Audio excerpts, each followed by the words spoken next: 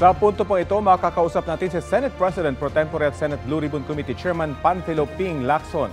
Magandang tanghali at welcome po sa Balitang Hali. Rafi, magandang umaga. Kumusta po yung unang beses na pag-upo nyo bilang Senate Blue Ribbon Committee Chairman, lalo't tatlong resource person agad yung na-cite in contempt? Yes, kasi talagang ang pinoporso natin dito yung katotohanan eh. Hanggang hindi natin nakikita yung bottom ng katotohanan dito, yung kailaliman, dapat lang talaga gawin natin lahat yung paraan.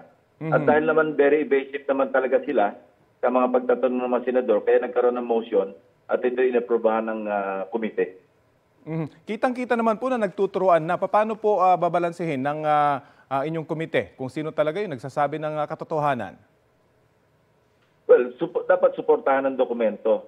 Tulad halimbawa si Bryce Hernandez, nagpapaalam siya kahapon kung pwedeng payagan siya na lumabas ng Senate premises para maghanap ng katibayan. So kanina umaga, napag-isip-isip ko, baka ni Senate President Soto, at gumagawa na ako ng letter request sa kanya at pumayag siya, papayagan, under escort, at hindi pwede mag-overnight para maghanap siya kung ano man yung pwede niyang hanapin, ledger, o kung ano man, nasa ganon na meron siya may presenta sa susunod na pagdinig kung may makikita siya. Particular na doon sa 355 million pesos at saka 600 million pesos ni na Senator Jingo Estrada at saka ni Senator Joel Villanueva.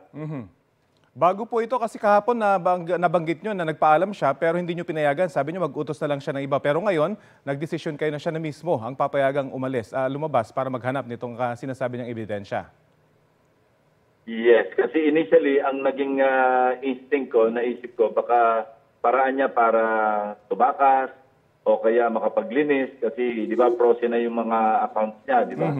Pero I slept over it and naisip ko, ang pinupurso natin yung truth. So, yun, pwedeng isugal yun under escort at saka may strict na instruction, huwag siyang hihiwalayan habang nasa labas siya. Hanggang kailan po mananatili sa Senado itong mga na-cite nyo in contempt? Ano pong nagko-cooperate na ho ba sila ngayon o nagpapahaging na sila sa inyo na sila magsasabi na ng katotohanan at magbibigay din ng ebidensya? At the very least, si Bryce, kahapon nagpahayag siya ng konting remorse, pero hindi enough. Pero sabi niya nga, hindi naman siya makapagturo nang wala siyang ebidensya. So kaya nga, ngayon, papayagan namin siyang lumabas kung hindi bukas sa linggo para maghanap ng sinasabi niyang katibayan. Opo. Kasi alam mo, Rafi, yung elemento ng aligasyon ni Bryce na merong 355 million na naka-allocate sa kanyang area, si Senator Jinggoy, at 600 million si Senator Joel. Ano na yun? Validated na yun kasi gaan na yung nagsasabi na totoo yung sinasabi niya. Yung isang elemento pa na nawawala, na kulang, yung aligasyon niya na nagbigay siya ng 30% na commission. Yun ang kailangan patunayan niya na talagang doon sa 600 saka 355 nagbigay siya ng 30% doon sa dalawa. Kung wala siya mapapakita katibayan, mananatiling aligasyon yun. Opo. Pero kung may mapapakita siya sa amin pagbalik niya sa Lunes o kung kailanman sa pagdinig na meron siyang pinanghawakan ledger man o resibo man o kung maski anong pruweba na talagang nagbibigay siya o nagkapagbigay siya ng 30% na komisyon, pwede namin i-recommenda sa ICI o even sa Ombudsman na file ng kaso yung aming dalawang colleagues. Pagbibigyan po ba yung hiling ng legislative immunity sa Senado, sina dating Bulacan First District Assistant Engineers Bryce Hernandez at JP Mendoza? Continuing evaluation kasi yung legislative immunity, actually nagranta na sila. Pero ang condition kasi doon, dapat talagang pawang katotohanan lamang, hindi pwedeng haluan ng hindi totoo. Kung hindi, ma-withdraw yun, mawawala sa kanila yon. Maliwanag naman yung explanation at naintindihan naman nila. Hindi na ho bago sa inyo itong mga ganitong investigasyon at yung ganitong mga personalidad, yung pakikitungo sa inyo, yung pagsasalita nila in public. Sa mga ganito ho ba, palagay nyo may pinoprotektahan sila? Kaya maingat at nagtuturuan lang sila dito sa inyong pagdinig? Sa punto ni Henry Alcantara, obvious yon na may pinagtatakpan. Kasi hindi kami makatawid sa kanya, napuputol kami kay Bryce Hernandez. Dahil si Bryce Hernandez, at least nagsasabi siya ng totoo at nagsasabi naman siya kung sino yung dapat papanugutin pa bukod sa kanila. Si Henry Alcantara, obviously, nagdidig in. So yun ang dapat naming ma-explore pa kung paano siya magsabi ng totoo.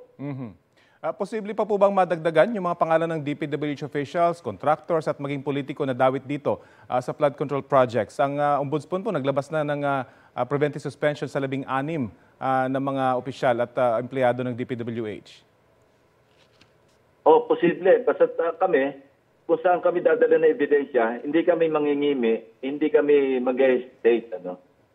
While ebidensya titingnan natin, of course, naintindihan natin yung galit ng mga netizens, pero hindi naman kami madadala doon sa kung saan nila kami gustong dalhin.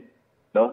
Ang importante rito, ang bottom line is ebidensya kung saan kami dadalhin, yun ang susundin namin, hindi yung galit ng sinasabi nating mga netizens. Hingi na rin po namin yung reaksyon nyo sa pagbibitiw ni late Representative Martin Romualdez bilang House Speaker at posible na ron ihinto na ng Kamara yung kanilang investigasyon sa flood control anomalies.